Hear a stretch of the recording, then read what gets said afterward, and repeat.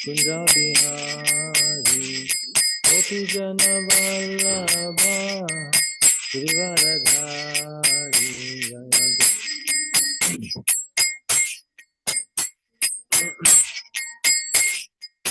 Yashodanandana Vraja Jana Ranjana Yashodanandana Vraja Jana Ranjana Yamuna Tira Vanachari Tira Vanachari Jaya Radha Madhava Kunja Bihari Jaya Radha Madhava Kunja Bihari Hare Krishna Krishna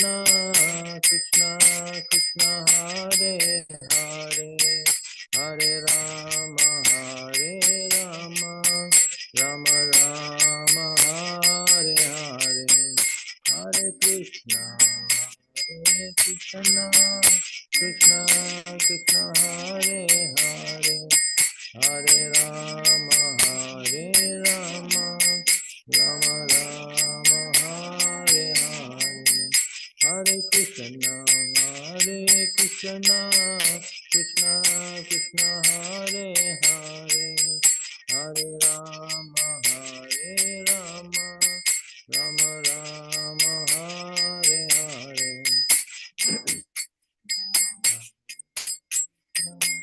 Krishna Krishna Hare Hare Hare Rama Hare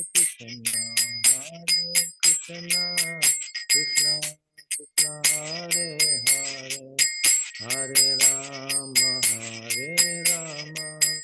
Rama Rama Hare Hare Hare Krishna Krishna Krishna Hare Hare Hare Rama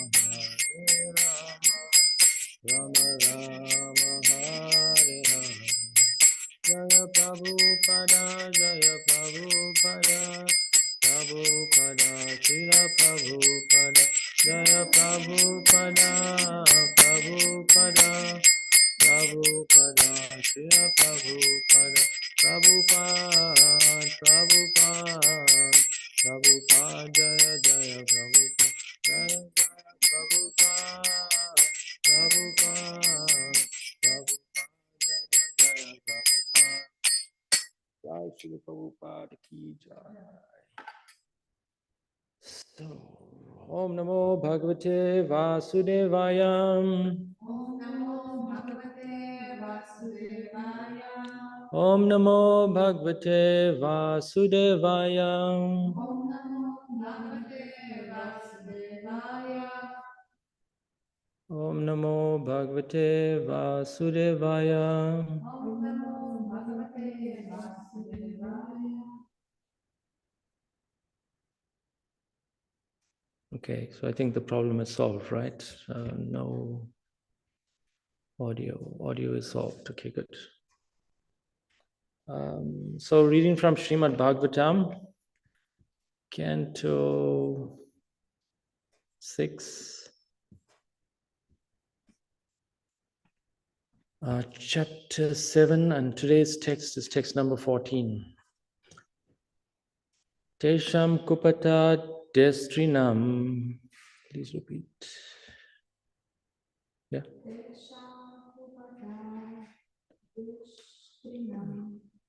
Patatam tamasihi adha.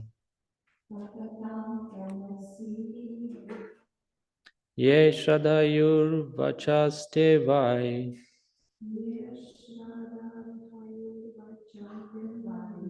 Majanti asma plava iva. Tesham kupata destrinam. Patatam tamasihi adha.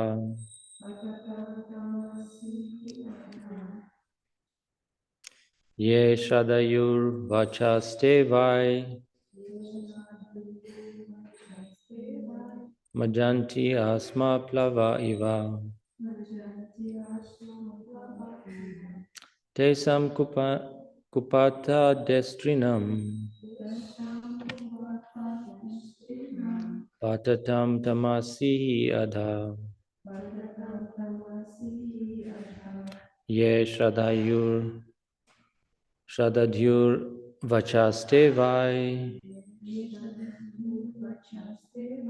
Majanti asma plava iva.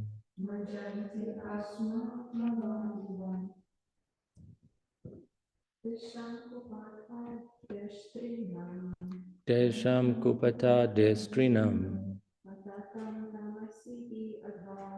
Patatam tamasi daha.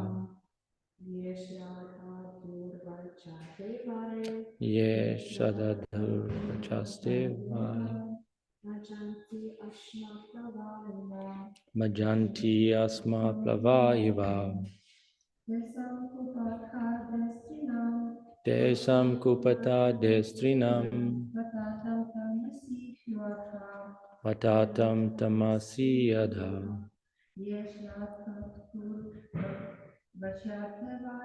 Ye shadadhyur vachaste vai. Majanti asma plava iva. Anybody else? Tesham kupata destrinam. Tesham kupata destrinam. Patatam tasmai yadaha. Patatam tasmai adha. Ye shradharyur vachaste vai. Ye shradhadyur vachaste vai. Majanti ashma prava iva.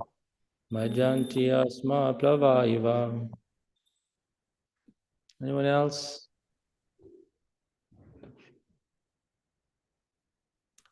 Tesham, of them, the misleaders. Kupata destrinam, who show the path of danger. Patatam, themselves falling. Tamasi, in darkness. He, indeed. Adha, down. Ye, anyone who. Shradadhyu, place faith in. Vacha, the words. Te, they. Vai, indeed. Majanti, sink. Asma plava, boats made of stone. Iva, like. Translation by His Divine Grace, Srila Prabhupada ki jai. Leaders who have fallen into ignorance and who mislead people by directing them to the path of destruction, as described in the previous verse, are in effect boarding a stone boat. And so too are those who blindly follow them. A stone boat would be unable to float and would sink in the water with its passengers. Similarly, those who mislead people go to hell, and their followers go with them. Purport by Srila Prabhupada. As stated in the Vedic literature, Bhagavatam 11:20-17, Nideham adhyam sulabham sudurlabham plavam sukalpam guru karna dharam. We, the conditioned souls, have fallen into the ocean of nescience. But the human body, fortunately, provides us a good opportunity to cross the ocean, because the human body is like a very good boat. When directed by a spiritual master acting as the captain, the boat can very easily cross the ocean. Furthermore, the boat is helped across by favorable winds, which are the instructions of Vedic knowledge. If one does not take advantage of all these facilities to cross the ocean of nescience, he is certainly committing suicide. One who boards a boat made of stone is doomed To be elevated to the stage of perfection, humanity must first give up false leaders who present boats of stones. All of human society is in such a dangerous position that to be rescued, it must abide by the standard instructions of the Vedas. The cream of these instructions appear in the form of Bhagavad Gita. One should not take shelter of any other instructions, for Bhagavad Gita gives direct instructions on how to fulfill the aim of human life. Lord Sri Krishna therefore says, Sarva dharmam parityajya mam ekam sharanam braja. Give up all other processes of religion and simply surrender to me. Even if one does not accept Lord Krishna as the Supreme Personality of Godhead, his instructions are so exalted and beneficial for humanity that if one follows his instructions, one will be saved. Otherwise, one will be cheated by unauthorized meditation and gymnastic methods of yoga. Thus, one will board a boat of stone, which will sink and drown all its passengers. Unfortunately, although the American people are extremely eager to get out of the materialistic chaos, they are sometimes found to patronize the makers of stone boats. That will not help them. They must take the proper boat offered by Krishna in the form of the Krishna consciousness movement. Then they will be easily saved. In this regard, Srila Vishwanath Chakravarti Thakur comments, Asmamaya plavo yesam yeyata majantam plavam anu majanti tateti raja nitya upadestriyo sva sabhyeshu kopu Vyanjitaha.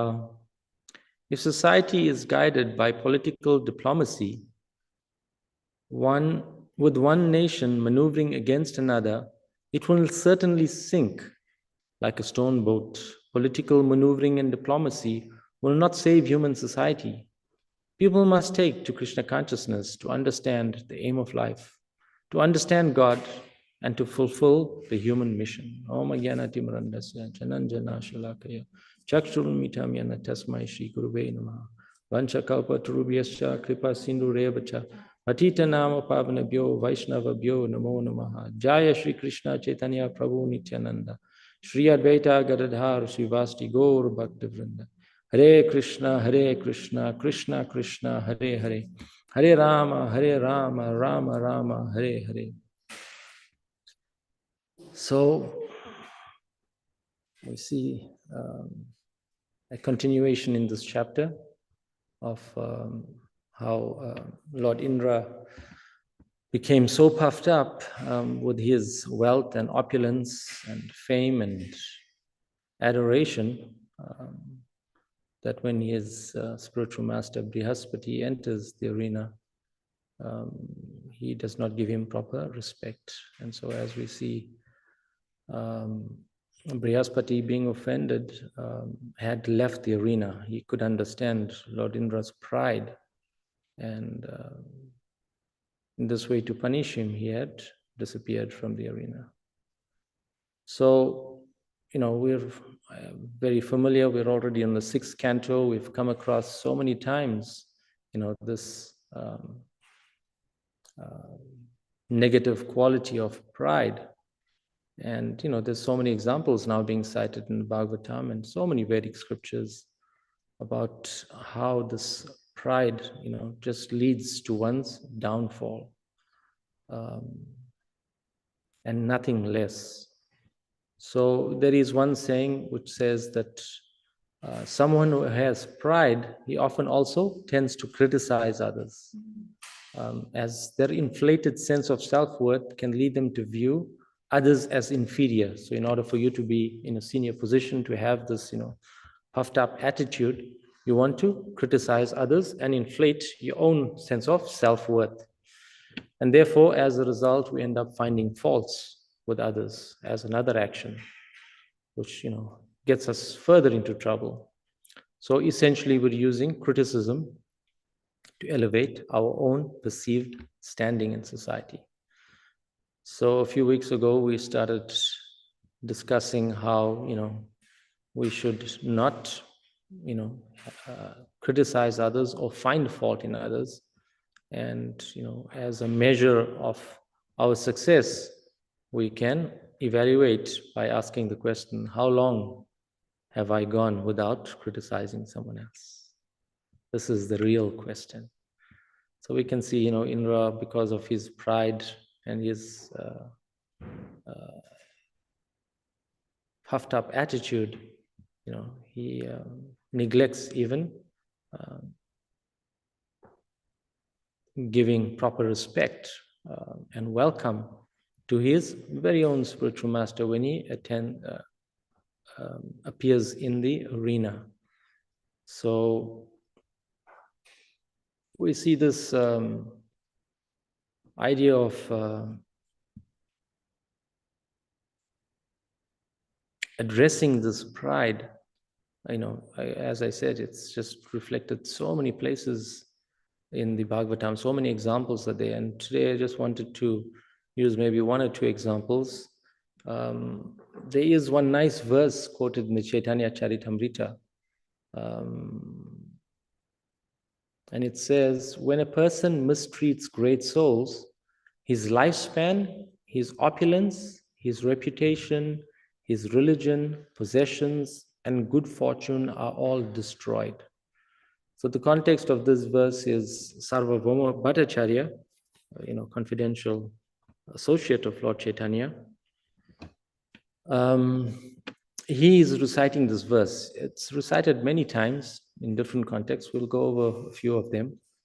But in this context, he is citing this verse in the context when he had invited Lord Chaitanya to take prasadam at his house. So some of you may be familiar with this particular verse or this pastime where, Sarvabhauma Bhattacharya so much really wanted to serve the Lord.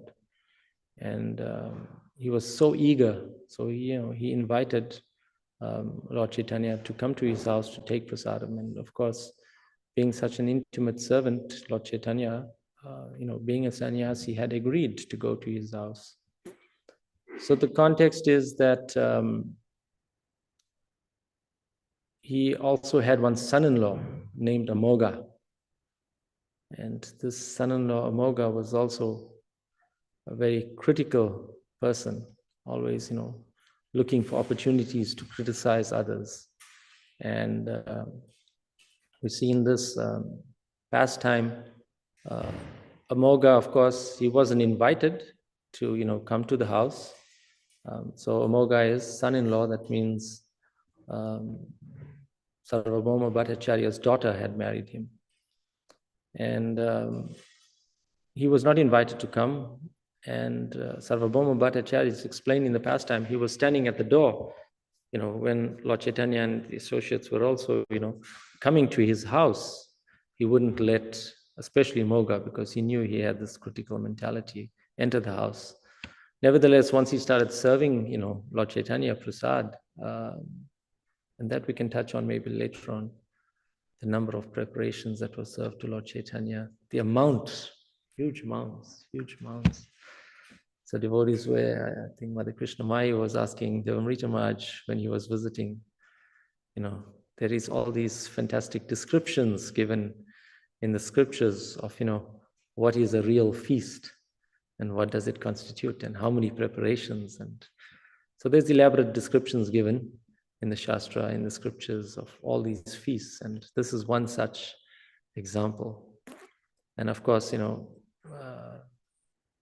Surapal and Krishna Mai were citing, even when Prabhupada was, on the planet, and these Sunday feasts were, outrageous. Devamrita Maharaj was giving examples, 12, 13 preparations, and how the brahmacharis used to go out and look forward to Sundays and the Sunday feast, because it was so opulent and enlivening in one sense. So we'll do some description later. So of course, Amoga, he sneaks in when Sarvabhauma Bhattacharya starts to serve Lord Chaitanya, he quickly sneaks in. And when he sees the amount of prasadam, he immediately starts criticizing Lord Chaitanya. That just see, he is able to eat, the quantity of prasad that is fit for about 10 or 12 men. And of course, Sarvabhauma Bhattacharya just, is besides himself and really upset and angry. And he grabs a stick. And of course, when he makes eye contact with Amoga realizes, okay, I better get out of here. So Amoga starts, running for dear life. And unfortunately, for Amoga, unfortunately, Sarvabhauma Bhattacharya was not able to catch him and, beat him up. So anyway, he got away and, nevertheless, we find that, Sarvabhauma Bhattacharya, he, fed the Lord to his heart's desire.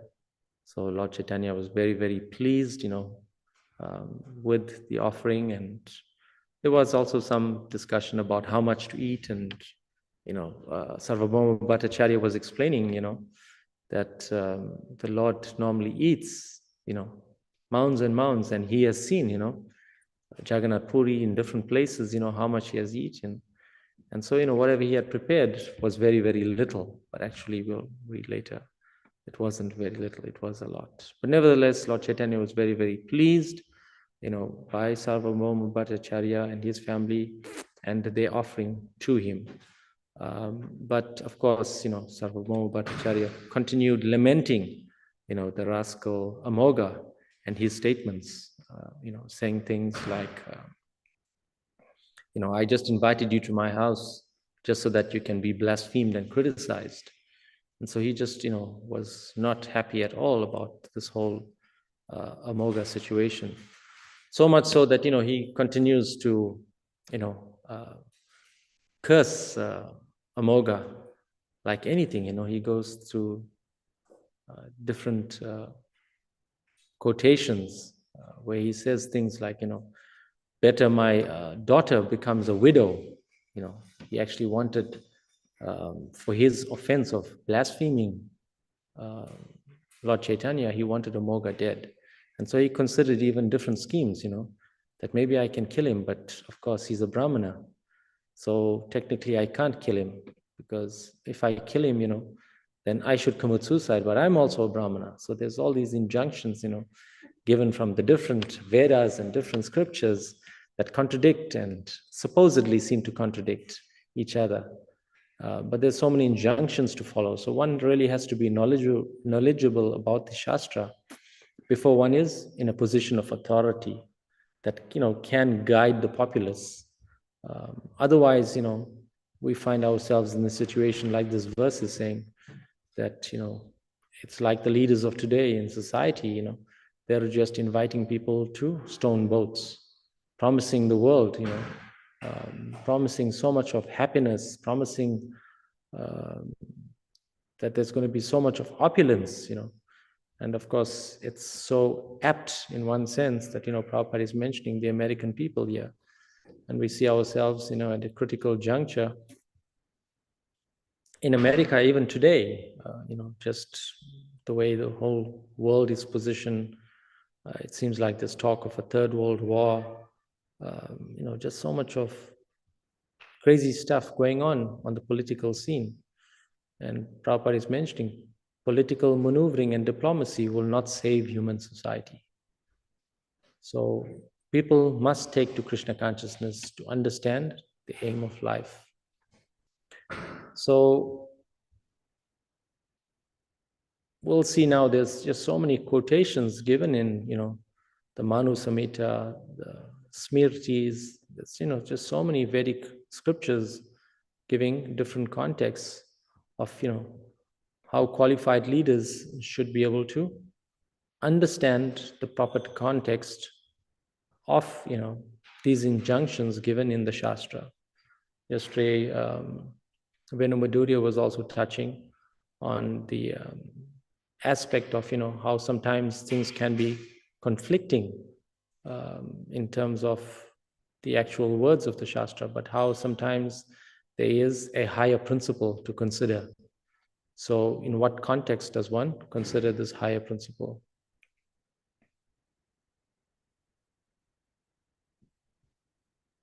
So we see in this past time, of course, Amoga, even though he had fled, Sarvabhauma Bhattacharya heard in the morning that Amoga had become very, very sick with cholera.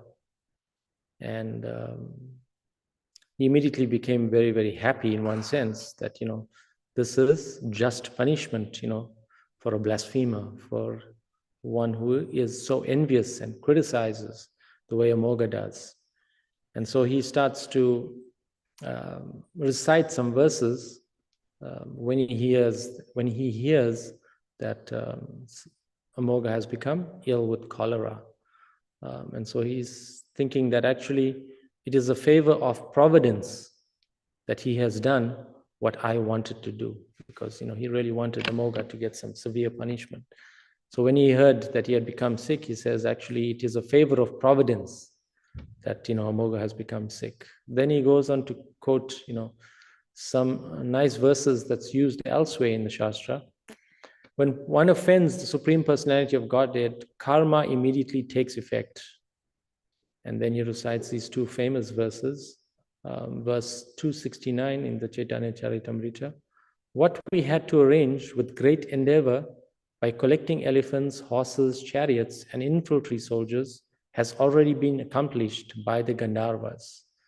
And the second verse again is, when a person mistreats great souls, his lifespan, opulence, reputation, religion, possessions, and good fortune are all destroyed. And so, we see that in this case, it, is true in the case of Indra. He loses all his opulence, and eventually they end up getting defeated by the demons. And so, he got himself, because of his pride, into such a precarious situation, and lost all his wealth and throne. It's explained that the demons had occupied even the throne of Indra. So eventually we will find that as the verses progress in this chapter, in this canto, that eventually we find that even Indra starts to beg for forgiveness from his spiritual master Brihaspati, and eventually some plan is made so that they can regain his throne in heaven.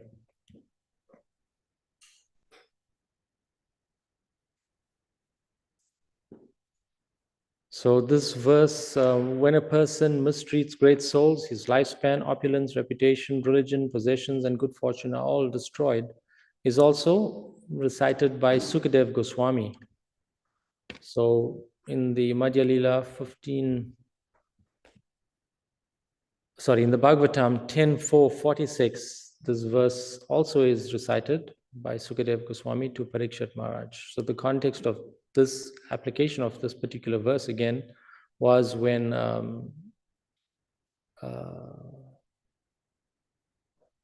Vasudev had switched the baby Krishna. When he was born, it is explained that Vasudev had taken baby Krishna out of the prison, because he was in prison. He and Devaki were in prison, in the prison of Kamsa, and he had taken Krishna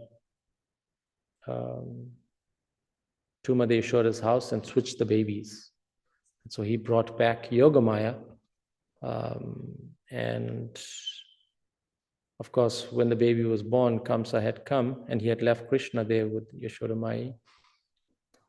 When he had come back, Kamsa had attempted to kill Yogamaya.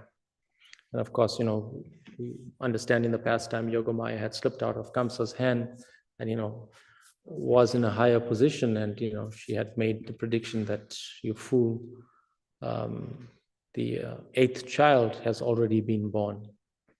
And so at that time, Sukadev Goswami had recited this particular verse in respect to Kamsa, being so full of envy that, he wanted to kill Krishna, so much so.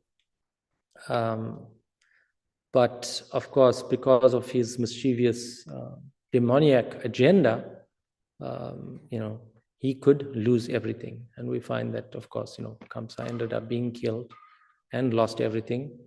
He was so powerful that, he had conquered the higher planetary systems, lower planetary systems. He had so much of power and opulence, Kamsa. Still, he just wanted more and more and more. And this is the nature of, power and opulence. So that was the second time this verse was quoted by Parikshit Maharaj.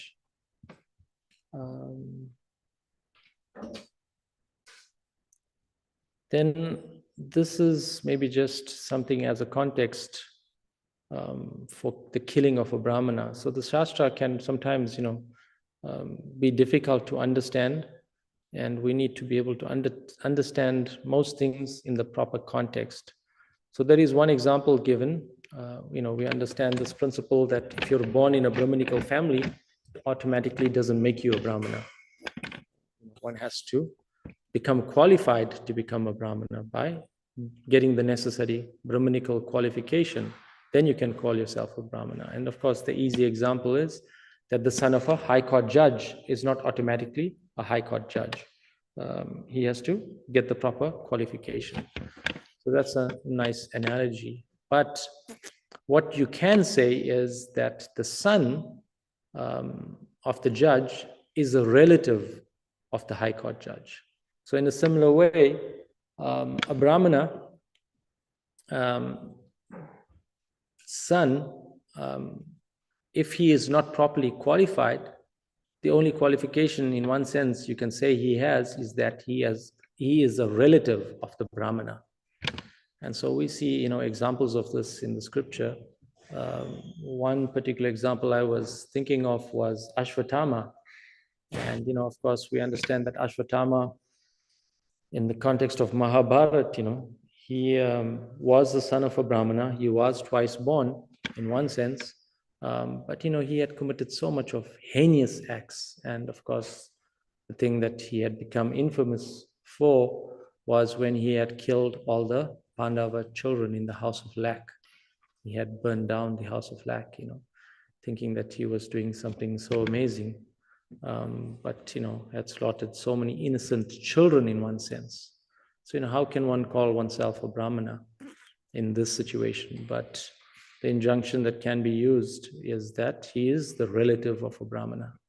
So even though that injunction is there, that he can be called a relative, still sometimes, the different Vedas prevent, one from killing such a person even. And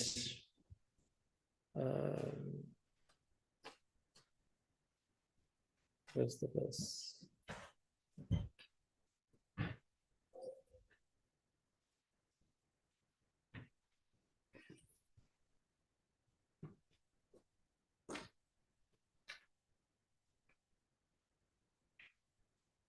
So let me just find the, okay.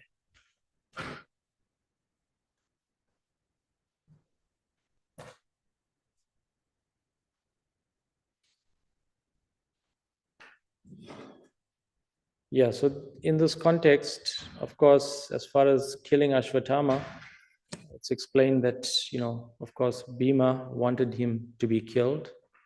And even Krishna himself, wanted him to be killed.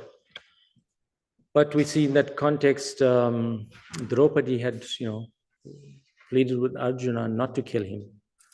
Because just as, she was, lamenting the killing of her own children, she was concerned, her motherly nature was there. She was concerned that, what will his mother be in a position of? She'll also have to lament the death of her son. So she used logic and reason like that to appeal to Arjuna not to kill him.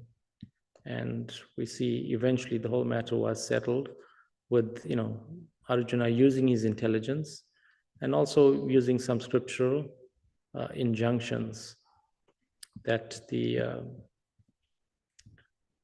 relative of a Brahmana should not be killed. Why can't I find that quote?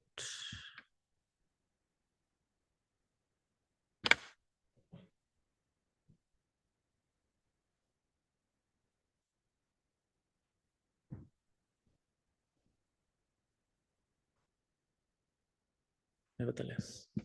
So the matter was eventually settled that, he was not killed, but there is an injunction which says that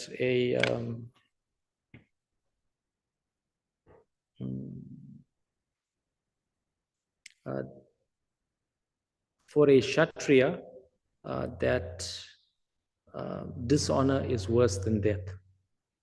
So in this way, they had come up with a injunction in the Shastra which says that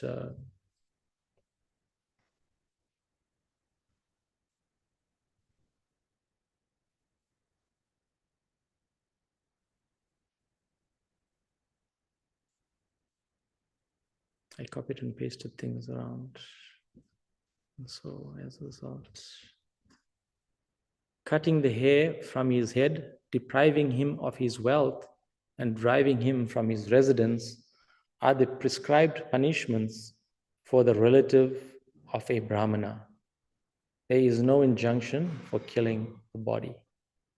So in this way, we find that Arjuna had, cut off Ashwatthama's hair. Of course, he also had a jewel, that he was benedicted with.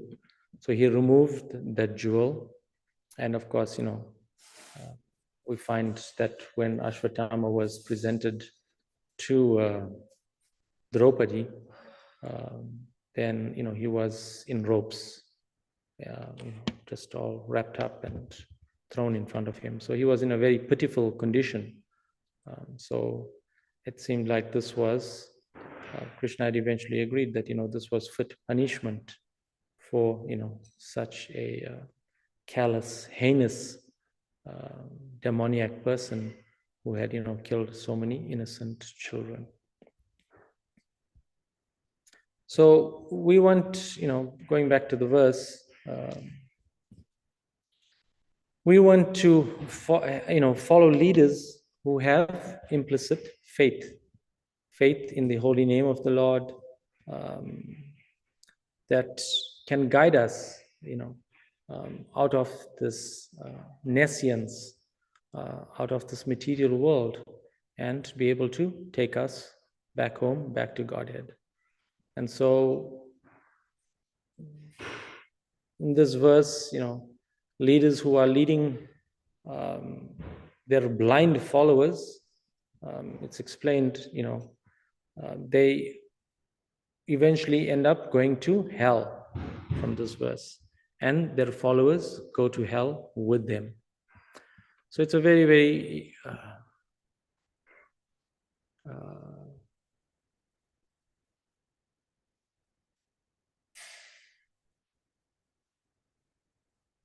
very dangerous situation by following these materialistic persons. And so, we see in society today that, people are always following persons who have money, materialistic persons. And just because they have money, they want to associate with them, Similarly, they, are trying to use these spiritual principles, which they don't know they're using, that, you want to hear from persons who have spiritual intelligence. You want to take shelter of them. And in this way, be able to go back home, back to Godhead. But because materialistic persons have money, opulence, then, people want to make investments like that. And so, any businessman will tell you that if you want to grow your wealth, you want to take advice of other successful businessmen. And so we see in the case, in America, Donald Trump is there, and whenever he's calling meetings, asking persons to come and join him, everybody wants to sign up to hear from Donald Trump because they feel that he has money. But we can see that all these so-called leaders in society have no spiritual wealth whatsoever, and all they'll do is lead one to a stone boat. And so one needs to become convinced of this, that it is only by the mercy of the spiritual master and spiritually advanced souls, when we take association of them, they can guide us out of this place of misery, this material world. And as the spiritual master is the captain of the boat, then he can very quickly guide us out of this material world and be able to go back home, back to Godhead.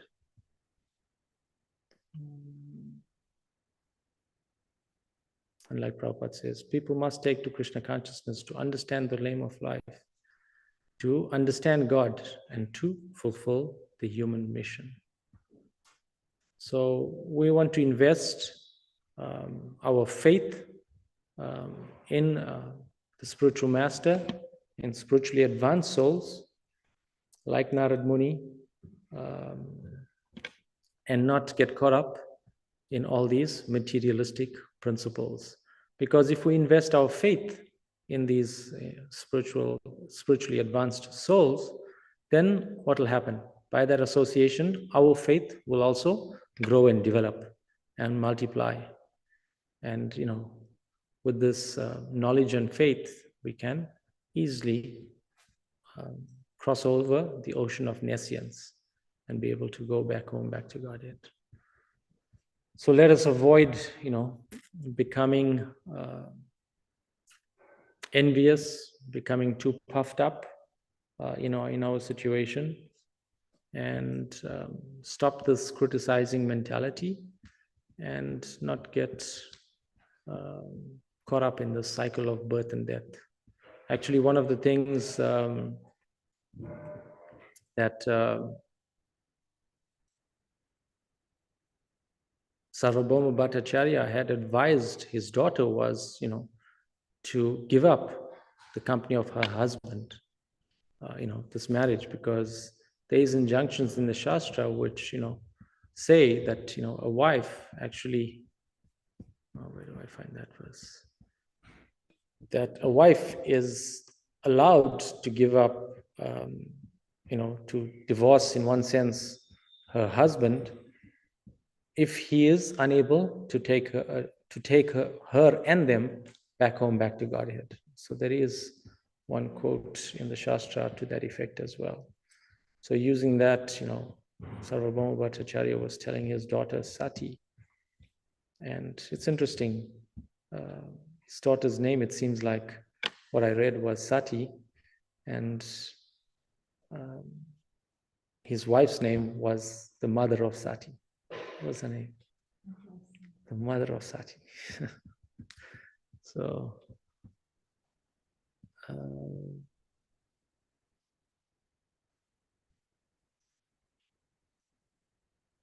inform my daughter Sati to abandon her relationship with the husband because he has fallen down. When the husband falls down, it is the wife's duty to relinquish the relationship.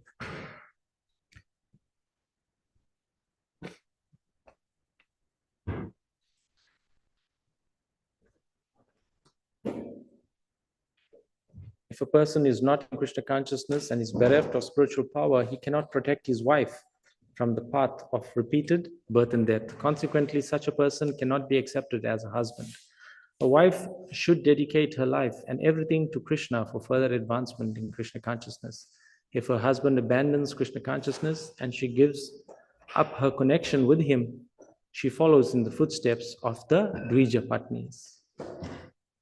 So the wives of the Brahmanas. And, of course, there is an injunction Krishna had spoken in the 10th canto in the Bhagavatam, that my dear Dvija Patnis, rest assured that your husbands will not neglect you on your return. nor will your brothers, sons, or fathers refuse to accept you, because you are my pure devotees. Not only your relatives, but also people in general, as well as the demigods, will be satisfied by you.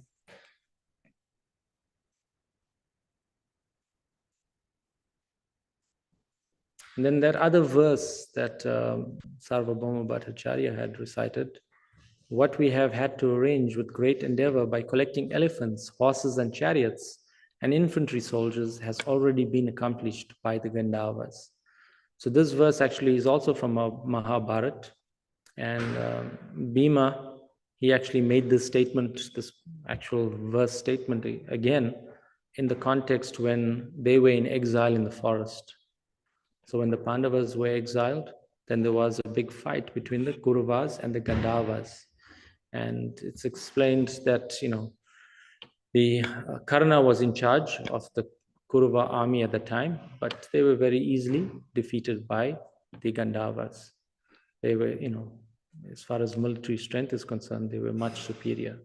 So they had defeated, Karna and the Kauravas. And, as this defeat was unfolding, Duryodhana's ministers, they requested Maharaj Yudhishthira that, you can please come back from exile and help us, win this battle with the Gandharvas. And so Bhima is actually reciting this verse in the context that just see, that Duryodhana and all his rascal army were all arrested. So whatever they would have done, by great endeavor with, military strength, and was already achieved by the Gandharvas.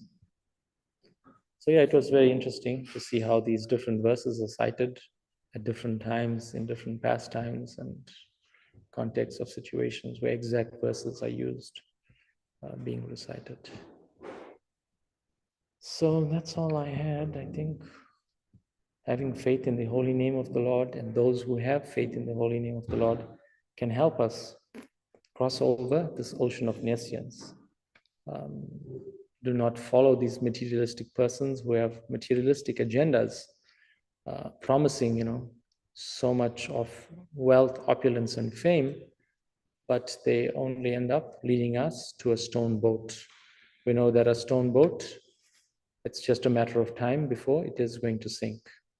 And so it's an apt example given in the Bhagavatam that if a leader leads you to a stone boat, all the followers as well are going to go down to the hellish planets and hellish condition of life. Any comments, questions? Yes, where shall we start? Okay. Thank you so much for the awesome examples. So is it saying that a stone boat is misuse of the human body, since we have the analogy of the human body as the boat? Is that what it's saying? The leaders are leading you to misuse the human body with a stone boat? It's not going to get you across the ocean. Yes, so it's actually all examples is being used.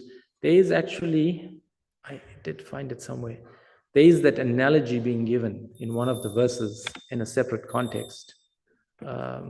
I'll find it just now.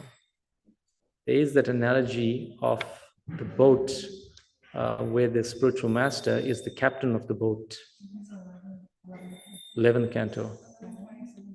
Yeah.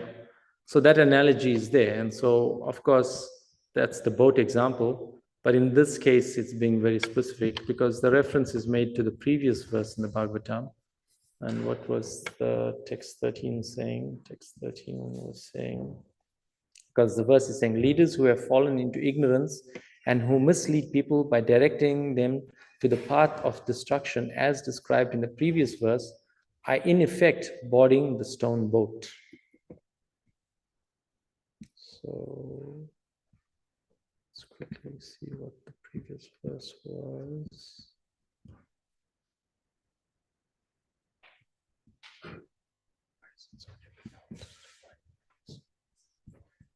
Text 13 says,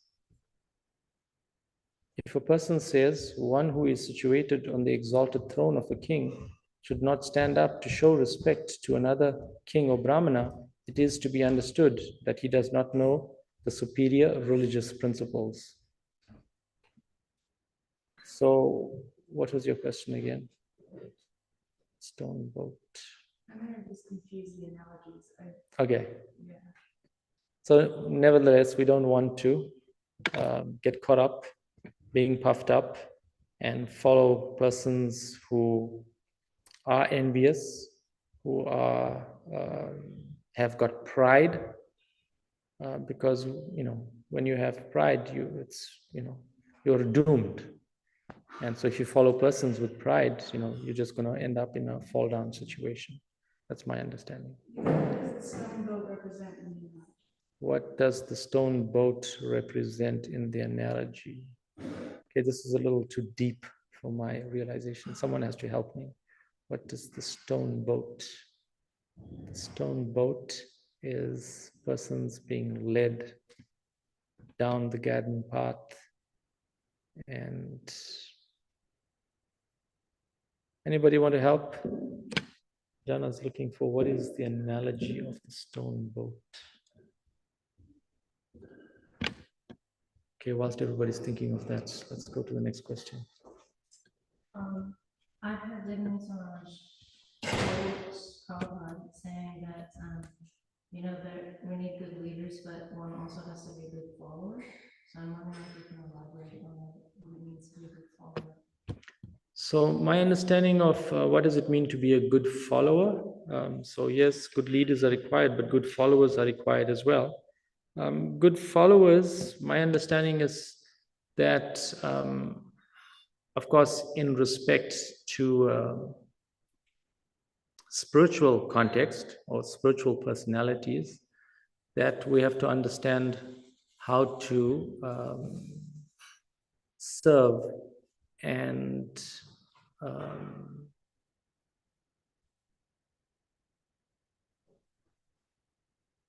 we're all servants of Krishna. So as servants, as a servant of the spiritual master, we want to be able to serve the spiritual master nicely so that he can impart this transcendental knowledge to us. And it is by this relationship of spiritual master and disciple that we can make advancement in our Krishna consciousness and be able to cross over the ocean of nescience. So even though that example is there, we also need to know who is the spiritual master. So in order for us to know who is the spiritual master, we need to know what are the qualifications of a spiritual master. And so this idea of blind following, I think, is very appropriate in that context. We don't want to be blind followers. So we want to know the qualities of a spiritual master and who is bona fide to be able to follow them. Otherwise, we can just become blind followers, following, even in the spiritual sense, what to speak of the materialistic, concept of just becoming a blind follower. And we see that in society today, in all governments around the world, that who is electing these leaders? It is the people who are electing these leaders in democratic societies, so to speak, not autocratic, but democratic societies. But these persons who are electing the leaders do not understand or know what are the qualities of a leader. And so in this way, being misguided by not knowing, they just follow very blindly and end up, like this verse is saying, that, being in a situation where they are, the analogy is given, being boarding a stone boat. And so all of them end up in a hellish condition. What else? Service attitude. Yes, you have to have the proper service attitude, definitely. And so, all these principles that we spoke about last week, the 26 qualities of a devotee. So, we can try to imbibe all of these qualities to become, good candidates, good servants, good followers, so to speak. So I think these are nice guidelines. Thank you. Any other comments, questions, devotees?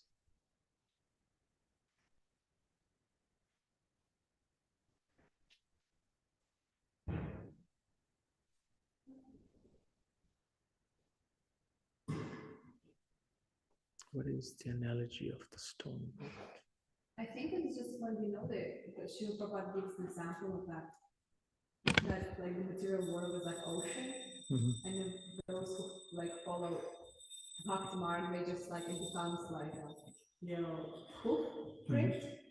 So I think that's what it meant, like, but for those who don't have that Krishna conscious guidance, they will just be kind of like still battling through the ocean, and on top of everything, it's not that they're just doing it by themselves, they're getting on a boat made out of stone, hoping that will help them.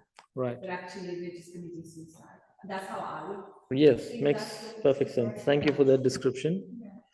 And actually, I mean, the example that I used to use was that, us today, devotees, trying to practice, to whatever degree or level, especially initiated devotees, it's explained that I heard one analogy that it's explained, we have our ticket to go back home, back to Godhead by practicing Krishna consciousness.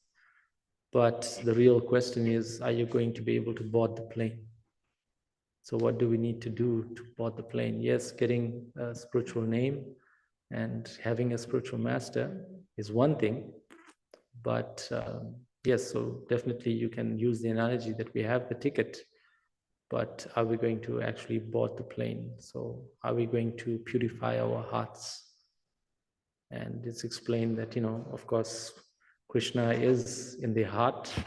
And so we want to aspire for, adopting the life of a Brahmana, because adopting the life of a Brahmana will ensure that, Brahmanical persons who have Brahmanical natures, will want to keep their heart very, very clean.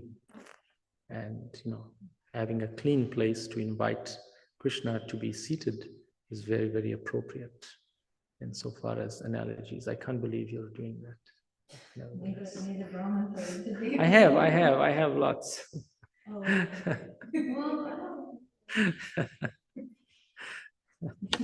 So yes, we have the tickets to go back to Godhead, and are we going to board the plane? Actually, one time, I think Devamita Maharaj was asked by someone that, how come that the devotees who were during Srila Prabhupada's time, they started practicing, they got initiated, they were there, but then and Srila Prabhupada told them that practicing is like the ticket to the spiritual world.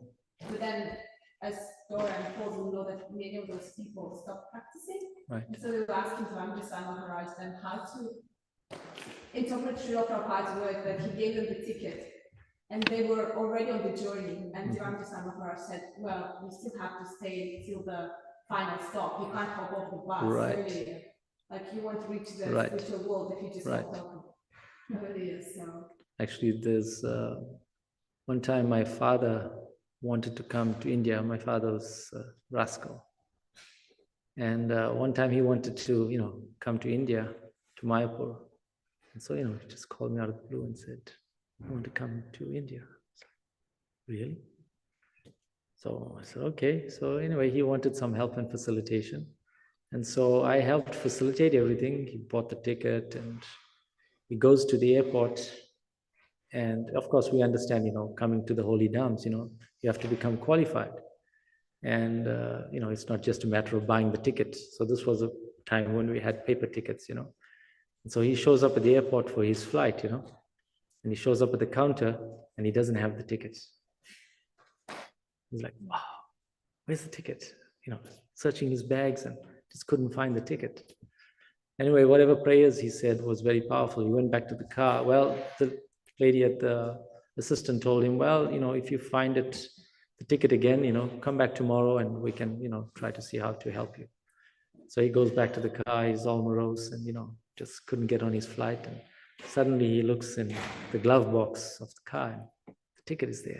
Takes it and runs back, and somehow or the other they helped him and he managed to get on the flight and make it to Mayapur. And he got lots of mercy from Jayapataka Maharaj, lots and lots of mercy. So yes, the ticket is important, but if you don't have the ticket, you're in a lot of trouble. Okay, any more comments, questions on this verse, devotees? You also make sure you don't be late for your flight. Okay, yes, I'm gonna try my best. I am trying. I am definitely trying. Thank you, Jana, for that warning. All right, Grantra Srimad Bhagavatam ki jai, Srila Prabhupada ki jai, Go Premanande.